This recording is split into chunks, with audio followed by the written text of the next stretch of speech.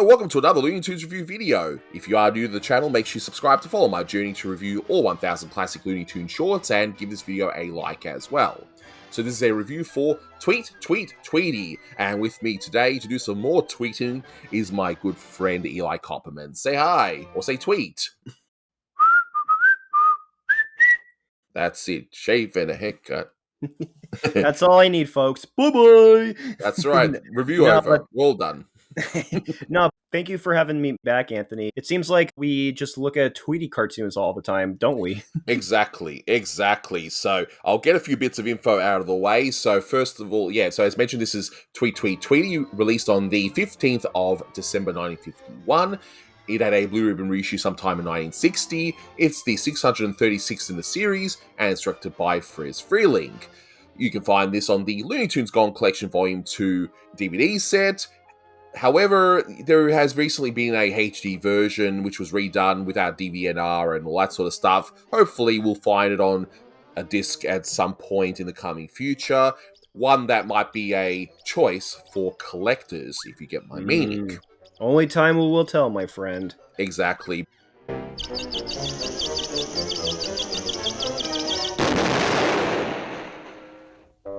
case you haven't seen this one, I mean, really, do I have to mention the fact that this is yet another short where Sylvester just wants to eat Tweety?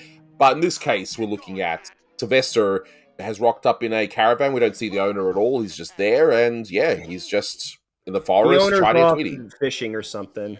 There we go. That's the plot there. The owner's gone fishing, and yeah, Sylvester wants to actually hunt Tweety because he's hungry and his owner is neglectful, or he's trying to get a fish for him. I don't know.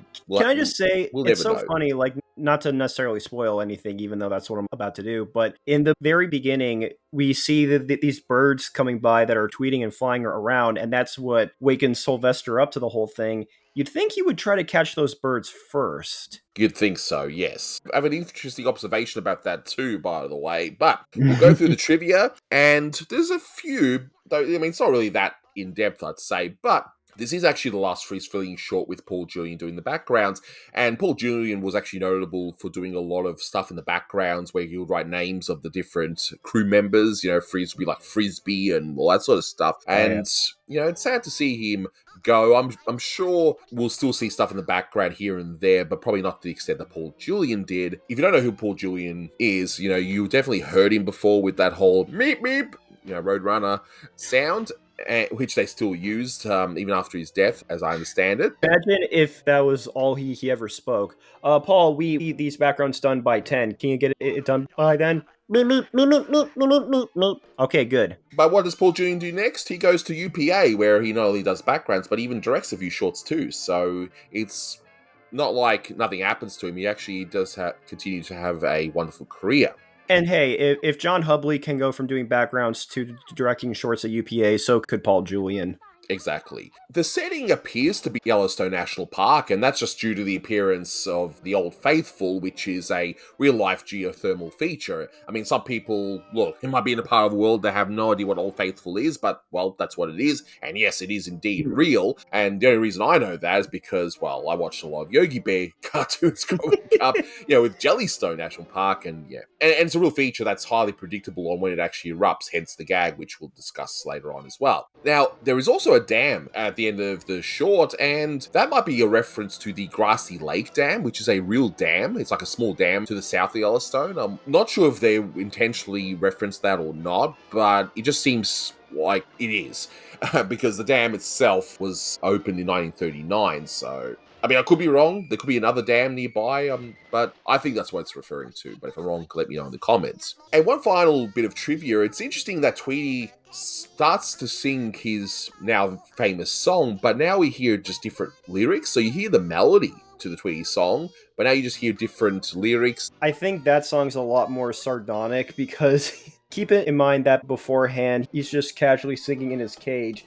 But he's out free in the wilderness, and he's singing about how will that putty tat actually catch him, and he's just messing around too, so he knows what's up. I really mean it, what putty tat would want with me? That little squirt knows what he's doing. He has everything ready, including the fact as soon as he hatches, he has a pin already to go to get Sylvester off him. It's like he knew that he was going to be hatched by a cat, but, you know.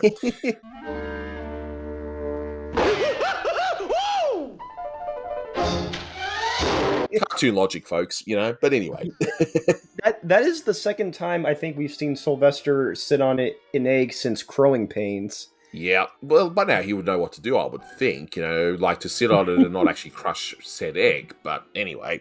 So as for the show itself, you know, you mentioned already the opening about how, like, why doesn't he just hunt those birds? But one interesting detail, and this is something I guess aspiring storyboarders and people in similar positions should take note of, is how, okay, they have a story problem. How do we get Sylvester to notice that there is a nest way up on the tree? He's assuming there's a bird there, doesn't know it's an egg, but there's no noise coming from there because, you know, it's still an egg. How do we get Sylvester to get out of this caravan and notice the nest? Let's have some birds fly around, make some noise, so that Sylvester comes out and he's looking, hey, where is that noise coming from? Oh, it must be in that nest. And it gets the story nicely flowing forwards. I thought that was fantastic. That's an interesting observation. It's simple, it's subtle, but it works pretty well. So, and I think he just didn't see those other birds. Otherwise, yeah, as you said, he'd probably hunt them down and, you know, we might have a completely different cartoon, you know.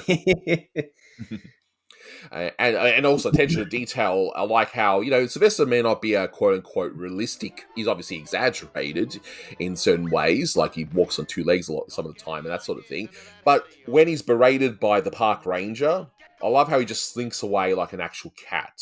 You know, he also does that in All a Bird when the train conductor, you know, berates him. Oh yeah, same thing. It's and great. I also love how that commissioner only has 2 appearances in the entire cartoon. Yeah, exactly. And also when it comes to the animation itself, I mean, the animation of Sylvester actually hatching the egg, I mean, he kind of looks like me when I have to start a 4 a.m. shift, you know, at the, in my job. That's me every time I worked at my restaurant job. Yeah, just, you know, just a whole, I love how rubbery his face gets when he's, you know. Yeah, I want to know who animated that. Like, if anyone in the comments knows who animated that, like, definitely let us know. Oh, yeah. I think that one should be easy to spot, but I'm not as good at identifying animators in the Freleng unit, but at this time at least. But anyway, if someone knows, definitely let us know. I'm sure, you know, that pump scene, the bicycle pump scene, that would be reused later, wouldn't it? Because it's just one of those gags where I know I've seen before. You know what it was? It was done in another cartoon with a cat, but it was a Robert McKimson cartoon. Fractured Leghorn or something. Yes, I believe so. And it would make sense, right? Because look at the writer. Because Warren Foster. Look at that. Mr. Foster wrote this. And he was in the McKimson unit. So, gee, writers reusing gags? Nah, that's crazy. Yeah. Everyone talks about how, like, oh, Friz Freleng would reuse gags. Well, what about the story artists? Did they reuse gags too as well, right? Yeah, exactly. I mean, how many times, even in comic strips, you know, how many times are you going to see, you know, Snoopy, or, you know, being a flying ace? But I've got to say also, Sylvester has some pretty big strength to be able to chop down the trees so quickly. I mean, when they used to chop down trees with just axes and even the hand saws, it will take him like close to an hour to chop down one big tree like that. Like, it's a lot of work. That tree was made out of very thin wood, clearly. Oh, clearly, you know, maybe it's a fake wood or something. I don't know, but it was just and yeah, we've also seen variations of that gag quite a few times. And usually it's like the tree's falling and you have to sort of get out of the way, but the tree ends up hitting the character anyway. In this case, it's just really great how the tree just, instead of toppling over, it just chops straight down. Some of that classic Friz Freleng timing for you. Exactly. And speaking of timing, funnily enough, the timing of that swing gag is great. I think that's the most elaborately constructed gag of the entire cartoon. It is, and the way that they used to process the wood, which I'm assuming that's what that machine was to do, I think it's kind of weird, isn't it? I mean, this is a national park, and yet some reason they seem to be processing wood or something. I think they're building a bridge nearby, according to the cartoon, so maybe they're just like, you know what? We don't think that 2 nerds are going to be obsessing over this short in about 50 years' time, so we'll just do whatever that's funny. Well, funnily enough, and this is a cartoon for later on, but I think Freleng would also kind of reuse that construction gag too with Robot Rabbit towards the end of that cartoon as well, where you never know if the machine's actually going to destroy the opponent or not. And of course, we gotta love our cartoon logic, yeah? We got two great examples here. The first one is, well, I guess Old Faithful will always erupt when you move the arms of a nearby clock, right? Gotta love that logic. I thought that was absolutely hilarious. And of course, Sylvester rolling backwards up the dam. I mean, Why not? And then, of course, Tweety has to close the dam before Sylvester gets there in time. Keep wooing, Putty Cat. I'll tame you.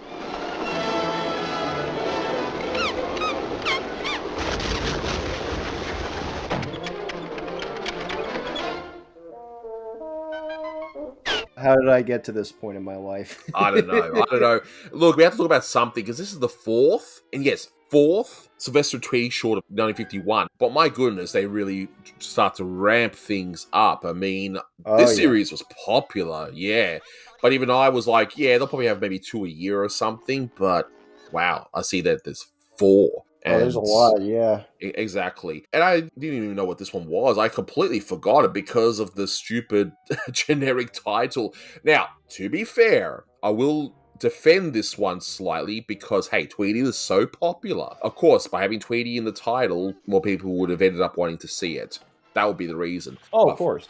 But for us, what's It's this just cartoon like, again? really? It's like, what's this cartoon again? You might as well call it Tweet by the mountains or something. Horace Tweet or anything, you know? Like, in fact, guys, let us know in the comments what would be a better name for this short, aside from this generic name that was clearly designed to attract people to watch it. Now, I've been blabbering long enough here, so Eli, what are some of the observations you've had for this short? Well, an interesting factoid, we mentioned that bike pump. As far as that air pump gag goes, I like how after Sylvester gets blown up, all of the fur on his face is just gone. And with the next few shots up until Tweety saws the tree stump he's off on and he falls down, he still has the face, just no fur on it. Like normally when cartoon characters get blown up and there's like, soot all over their face or whatever, it's just there for one shot and then they just go back to normal. But Sylvester just still happens to have no fur on his head afterwards. Yeah, I noticed that. Yeah. Great attention to detail there.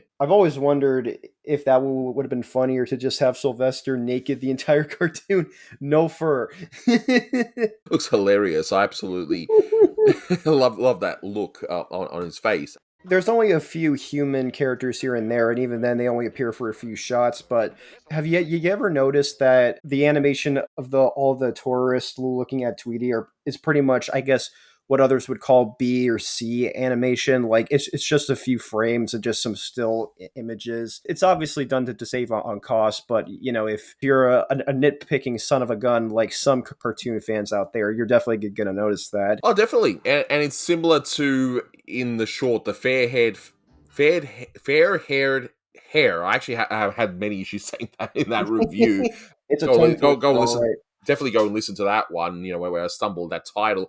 But there are bits of animation of these builders, and yeah, they look very, very second or third rate compared to everything else. So, but I get it. The budgets were starting to decline, and it clearly makes a whole lot of sense. But at least in the shot here, we do hear Mel Blanc doing a woman's voice for a brief moment. Oh, isn't he cute? He's certainly a rare specimen. Never saw a Tweety bird. Hey, this'll add to my collection. Always a delight to hear. I think Mel Blanc doing women's voices is one of the funniest things ever, which shows what my sense of humor actually is. Hey, this will add to my collection. Oh, yes, and it just does all these different voices. I think we covered pretty much everything. It's a fun, enjoyable little cartoon, and there's not much else to say other than that. Yeah, so in terms of rating, honestly, it's Sylvester and Tweety. The formula's here. I mean, there's no granny or third character. So I guess you got some of the Sylvester Tweety shorts, they have a third character, some they don't. So it's nice to see at least they mix things up a bit and we get a bit of a variety. And how long that will be over the next few years when we're watching these in a row, I don't know. But for the time being, it seems to at least be sort of fresh. Is it a bad short? No. Is it predictable? Is it just... I don't know. Look, I'm going to give this one a 7.5 out of 10. It's fine. It's a fun short. I laughed.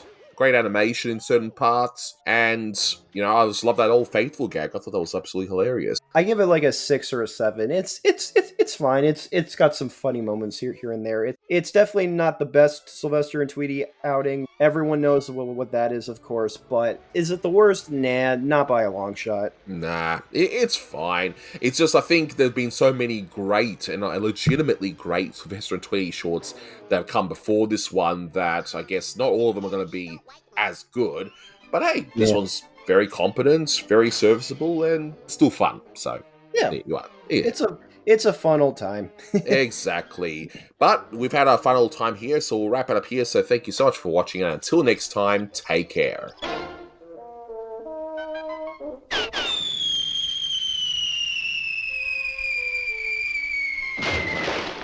know that putty cat gonna hurt himself if he not more careful?